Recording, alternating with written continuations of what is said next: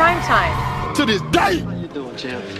Nights like this, I wish. The millions watching around the world. Prime Time. Nobody, every time I call something into question, I'm That's telling. why it's very important. Raise up, gonna be trouble. So relax and take notes. Might have to drop a dime on that. Man, I ain't gonna. You want to tell these nice folks why you look like a clown. Get his fight. He has all the attributes to fit. You ready for the next one? Most definitely, that's the fight that we want next.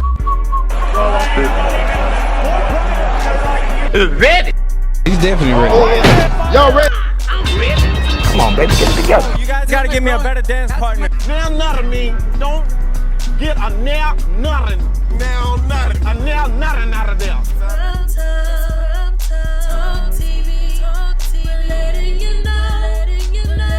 Hey, welcome back to the channel. It's your man Prime Time, and you already know you on Prime Time Talk TV. And yeah, I'm back at you with another good video, and you already know the routine. Once you enter my house, wipe your feet off, hit the like button, hit the subscribe button, and smash the bell icon so you can be notified the next time I drop these next latest and greatest videos like these. Prime Time. To this day. Oh man, let's go ahead and jump on into this video, shall we? Man, look, this year has started out with some of the best fights that you could ever probably prepare your mind for in boxing. The time is now. You know, we got Davis versus my boy Ryan Garcia. So, you know, Gervonta, he putting it all on the line.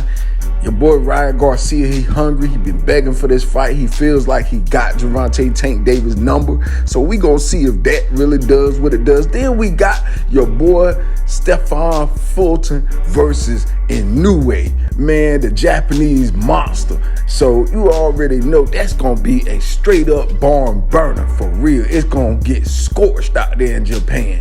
You know, I mean, the world is just shaping out to much more better, greater things that I've noticed. And then we got Devinhaney versus Lomachenko, the Matrix.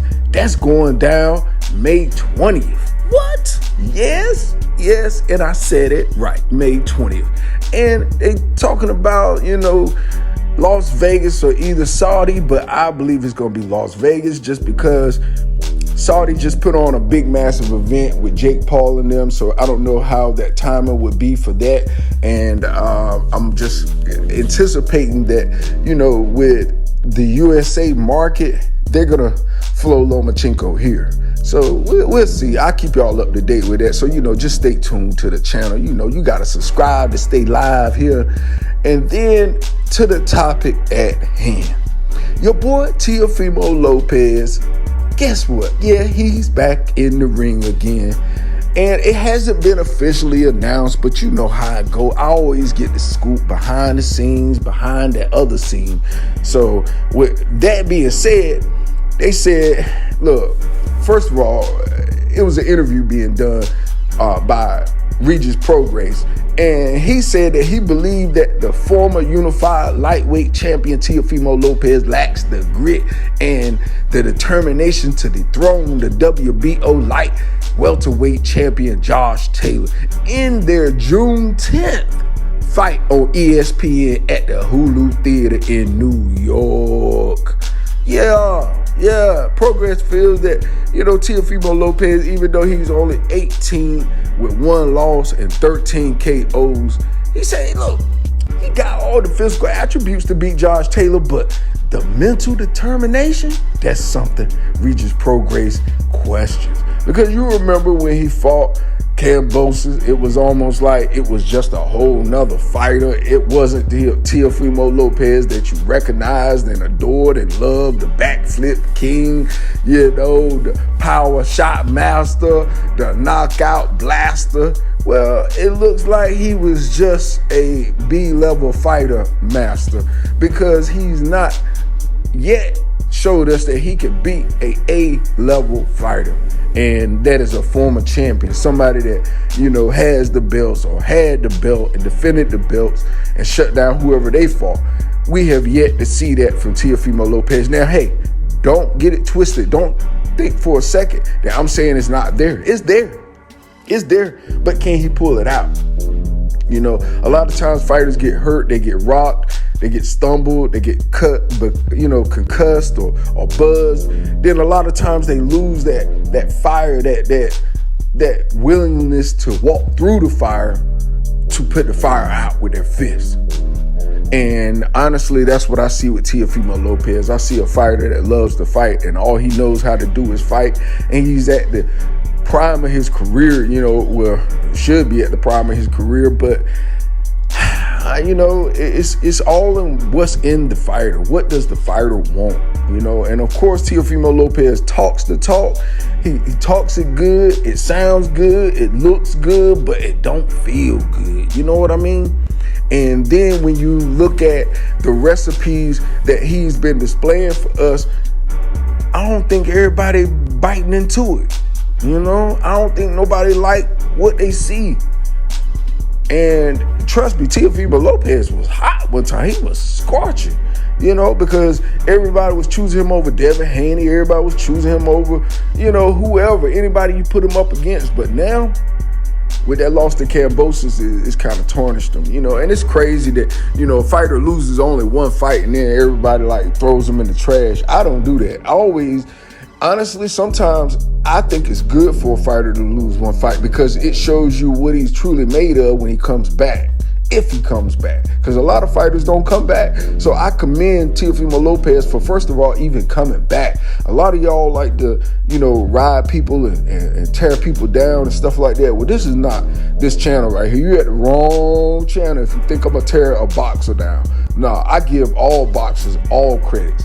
But I tell you what, when you do stuff that shouldn't be done, then I have to discredit you. So, I'm not going to ride with no foolishness, for real.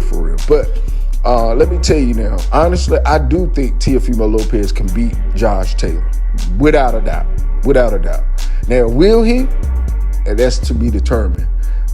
Because we know how Josh Taylor gets it, because honestly, that Regis PROGRAIS fight with Josh Taylor lost that fight, y'all. You know what I mean? He barely survived, but Regis PROGRAIS being in his backyard, you gotta beat the man to beat a man, and he didn't beat the man convincingly enough to warrant the judges to have to give it to him. So, and that's what a lot of fighters go up against. You can ask Mark Magsayo that, because he just went up against Brandon Figueroa and he should have won that fight, but he didn't. So miss me with all that, it's no cheating in fighting, it's fair, he lost. Well, yeah, if that's the case, a lot of fighters lost throughout history. By these narrow margins, by fighters that shouldn't even won, no names that you even wondering why they even gave him the nod. But somebody gonna get robbed. It's just how it go in boxing. It's like the Wild Wild West. Promoter against promoter, manager against manager, boxer against boxer, everybody against everybody. Nobody wants to side with anybody to do anything or work to make any mega fights now. And the rumor is they're still working on the Terrence Crawford fight, behind the scenes negotiating, which a lot of people on, social media say, I thought it was over with. He's still talking about this crap. That fight would never happen. Well, they said the same thing about Manny Pacquiao versus Mayweather. Remember? That fight took 5 years to materialize. 5 whole years. Year after year after year, the announcement was made, the announcement was taken back, announcement was made, and won't nothing else you hear, it just was crazy. So this is the same thing with the Errol Spence and Crawford fight. It's the build-up, y'all.